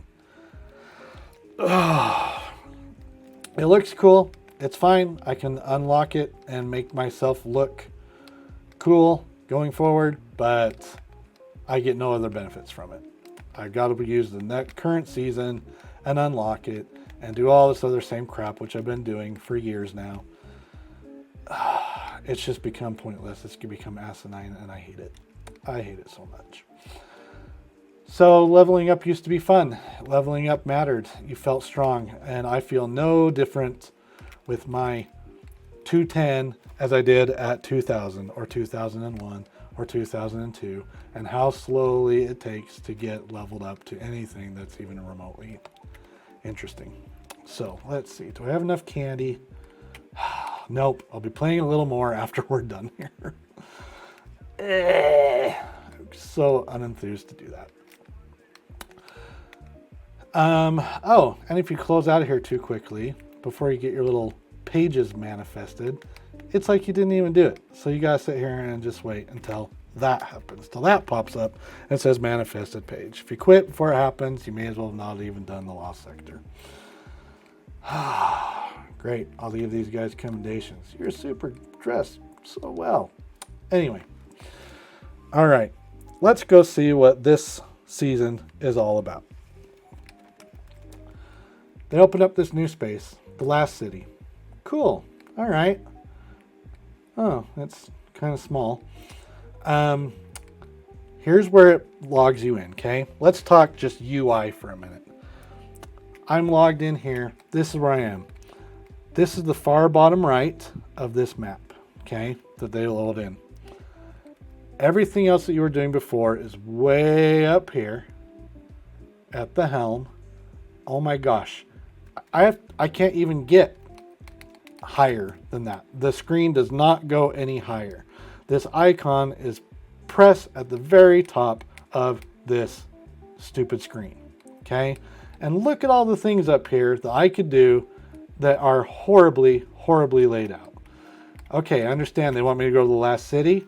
Okay, but there's like, what, 3 things there? And then the seasonal stuff, which is over here, which is more onslaught. Great, we get to do more onslaught. They couldn't just take this entire thing and move it down 3.5 inches, 600 pixels, whatever. Who's designing this? Who's looking at this meme? Yep, that's it. You're on. You're spot on. This is how our UI should look and feel. We want everything to be right up to the very top where you can't. Oh my gosh, it's killing me. It's killing me. So, okay. So let's actually go to the last city. Let's go check it out. What have we been doing? Well, we've been making tonics. We've been making potions because that fits into what we've been doing. Great. They all do something that is completely irrelevant, and I don't even care. This one lets you, when you're amplified, get a little more damage with your primary ammo, but it has to be arc. And this one gives you a little more bonus damage with special. Oh my gosh, who cares? Who wants to go through all the work to do that? Okay, so here we are. That's it over there. That's as far as this area goes. There's nothing hidden. That's an out of bounds death zone. There's nothing really to explore. It's gated off. Okay, it's a little public space just for the effect of getting your things going. It's bigger than the helm was. All right, fine. There's a little cantina over there. There's nothing there. It'd be cool if there's, how about, let's put a chest or something back here. Oh, look, Varus's core. Is there anything to do back here? Well, there's Spider, who has absolutely nothing to do with this season. Okay, he gives you the dungeon, which I'm not going to do because it's ridiculous. Okay, so I was wrong. Sorry. I thought I threw it away, but apparently this is where you go pick it back up, is with Spider. He does the one thing. He's still got his bros over here. Why can't we just put like a hidden chest? Something that has some glimmer. I mean, it is like the biggest wasted opportunity in all of Destiny that you will go down these cool little pathways and there will be nothing there. There's just nothing. Is it that hard to throw in a chest that has a blue item? Something? A something? Put a something. Give me a reason to explore these cool environments. I mean, this is cool. All right. I don't even know what those are. This one's all slicked out in red. It's just eye candy. It does nothing. All right. These dudes are having a picnic.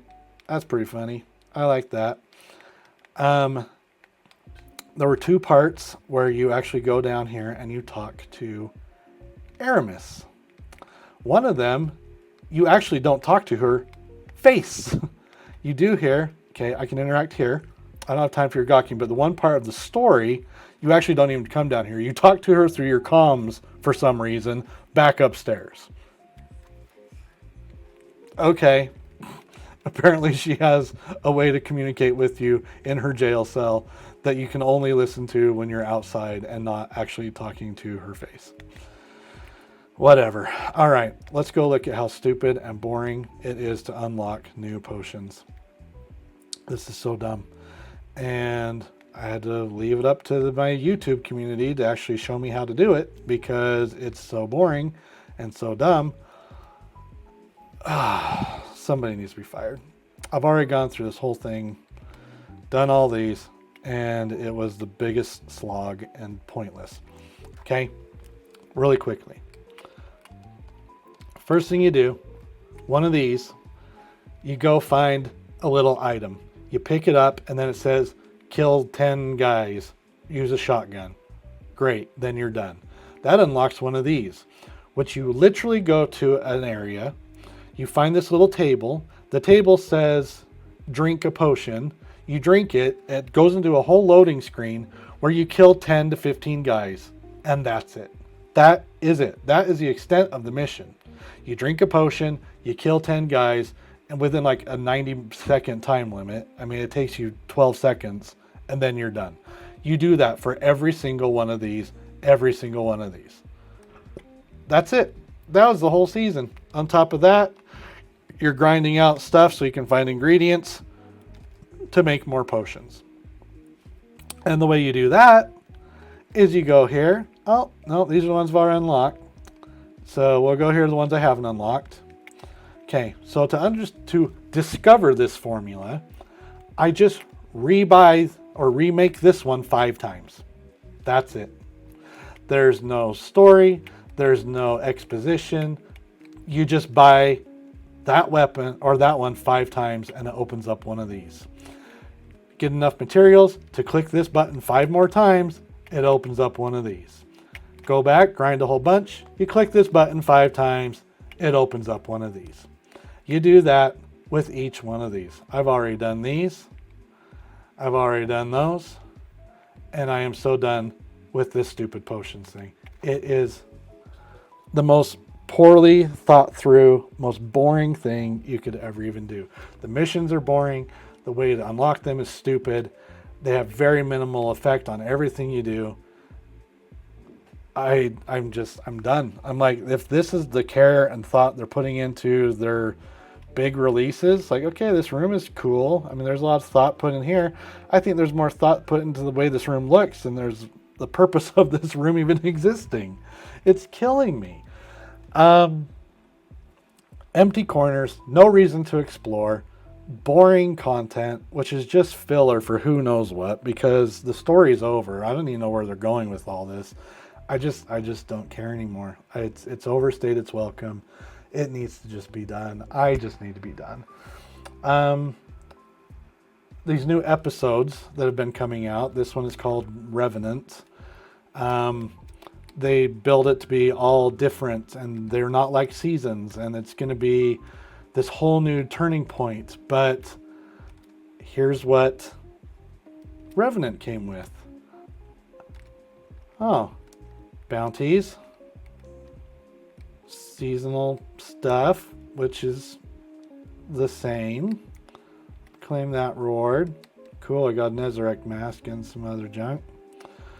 And a season pass, which looks identical to every other one that I've been doing for years.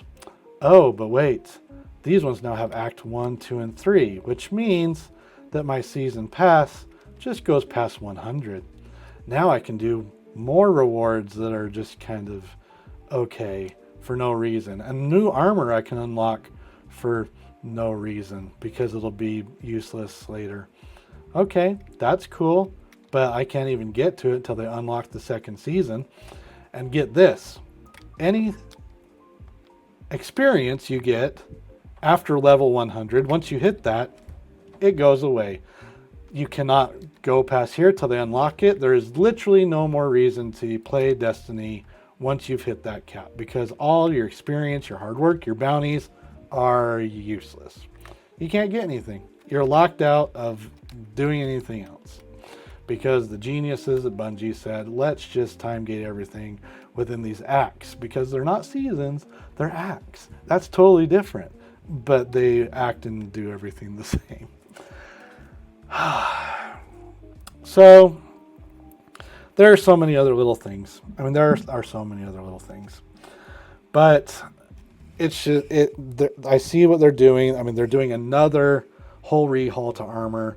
They're getting rid of a lot of these stats. They're simplifying it. They're trying to make builds more interesting. But I mean, the story's over. It's too little. It's too late.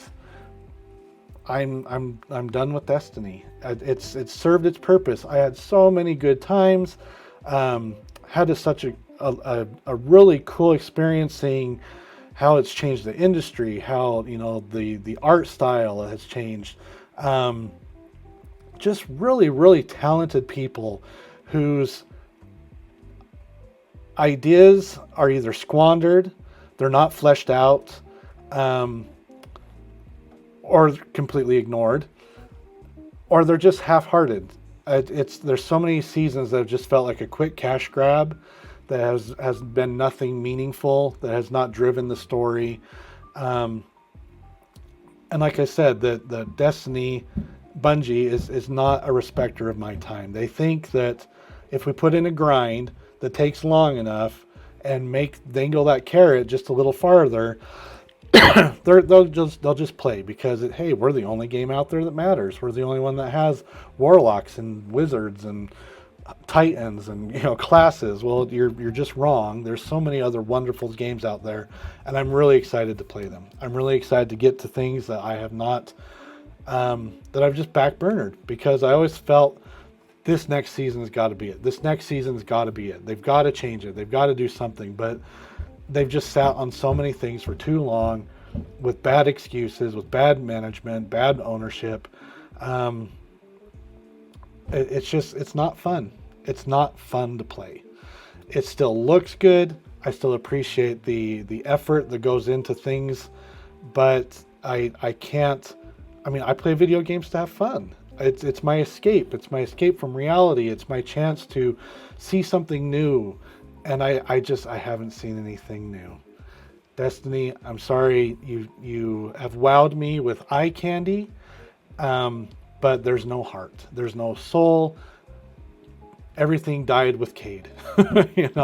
When he gave up, I won't say when or where for those who have yet to finish the story, but that same heart is just gone, and that really bums me out, because there were so many things and so much potential that was there that be like, man, this could just be so awesome, just with a little more thought, just with a little more ease of use to get to something.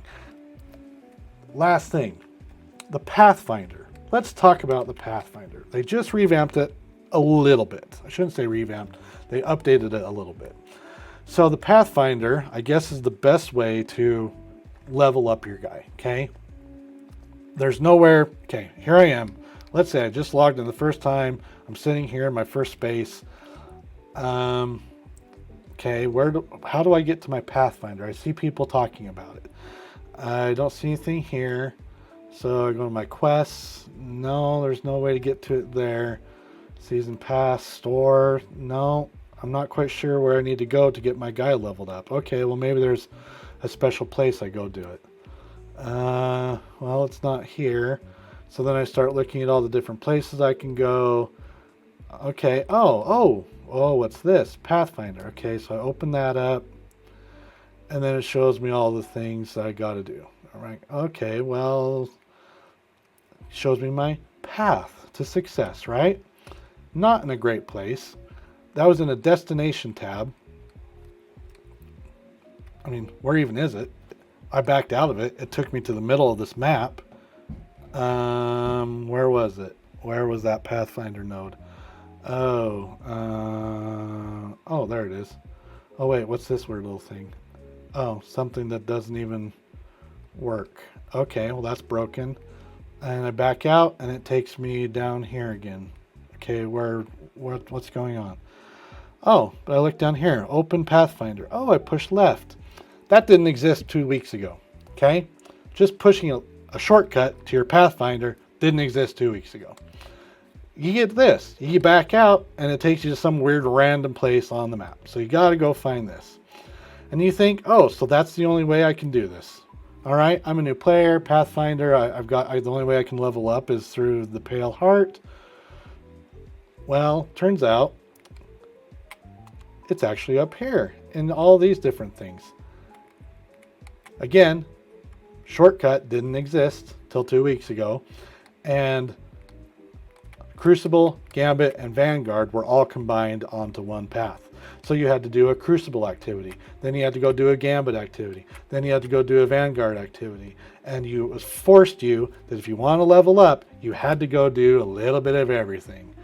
Oh my gosh. I don't want to play flipping Gambit. I'm not in the mood for Gambit, but if I want to level up, I'm sure as heck going to sit there and play some Gambit. Destiny. Oh, look. Now they got so ridiculous, they just give you a free one at the beginning of every week because, you know, why not? Just make your first one free. It's like the middle space in bingo. Everybody gets one. It's so ridiculous. Okay, so finally they separated. Each activity has its own Pathfinder. Again, this just happened 2 weeks ago. It was the most horrible thought out thing. I mean, there's no quick way just to get to it. It's not in your quest. You can't bring it up. You can't track it. Just horrible. And that's what I've got to do if I want to keep leveling up. If I want to see my 2010 go to 2011, that's what I've got to do. Where's the fun? Where's the fun, Destiny? Where's the fun, Bungie? The fun is gone. The fun is dead. The fun is sucked dry by my last tonic. I choked on that tonic. It is going down poorly, and I need to go buy some Destiny Pepto-Bismol and just put this in my rear view and say, you know what? I loved big parts of this while I had it, but there was just enough to turn me away and just be done. And that's okay. It's okay to be done with a game. It's okay. I've got 10 years of good memories. I've got 10 years of fun experiences and fun stories, and a lot of bad memories. And as I was watching this video, again, go watch it, skim through it. I mean, it's really long, but oh look, something went wrong. Literally just sitting here doing nothing. That doesn't happen a super lot, so that's okay. But you know, new releases, you get stuck in a queue, you can't even play. We've all been there, but yeah, accept and report. What were you doing when this crashed? I was just sitting here talking about your game that has problems. So tonight I'm going to go in, I'm going to clear out my vault because I've got a little OCD and I don't think I can leave my game with a full vault. And you know, because if I ever come back to it, they fix it all and I want to see what the new things are like. I might get in there and dabble and see if it's any better, any different. I'm going to retire it for now with no promises. But there's no way I can come back to a full vault. That just feels wrong to me. It's like going on a long vacation and leaving your house messy. So I'm going to go clean up my vault. I'm going to get that class item. And then I'm going to be done. And I might just uninstall it and save a whole big space on my drive and play some fun things that I've never played. So next week on GamerDad, I'll be playing something different. I'll probably be going back to Elden Ring just so I can finish the DLC in my second walkthrough. And I'll be done with that game, and that's okay. I get everything I can possibly get out of that wonderful, wonderful game. So I'll probably be playing that with GamerDad just because I can mindlessly go through things. I'm pretty OP'd in there. And, you know, you kind of got to play something that's not too brain heavy. And I don't want to miss any cool stories and things that I've been backburnering for so long. So I don't want to miss those things. So I'll probably be playing those in my daytime. I'll be putting those on Patreon. I'm going to start with something scary just because it's that time of year and I want to do something fun and scary and creative. Anyway, thanks for joining me. Thanks for listening to my rants. But thanks to Bungie and Destiny for 10 good years. It's been really fun, but it's time to break up. So we'll be in touch, but we're just going to be friends now for a while. So thanks for joining me. Thanks for coming out and enjoying this long-winded recap, reliving some good times, and looking forward to the future. Thanks. We'll see you next week.